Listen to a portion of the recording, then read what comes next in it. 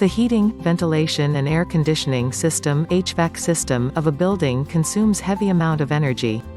In United States most of the energy is consumed in the form of coal.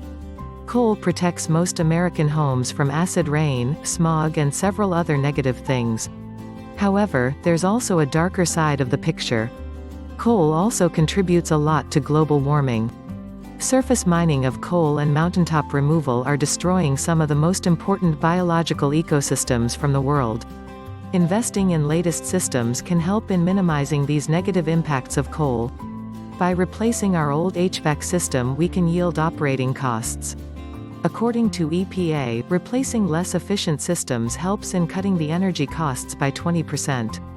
Businesses are always in need of having their HVAC systems serviced, repaired or replaced. To maintain quality performance of their HVAC system, finding a reliable professional is essential. You will find numerous heating specialists around you who can take care of this all quite skillfully. The most sage advice we can offer is to establish yearly maintenance for this appliance.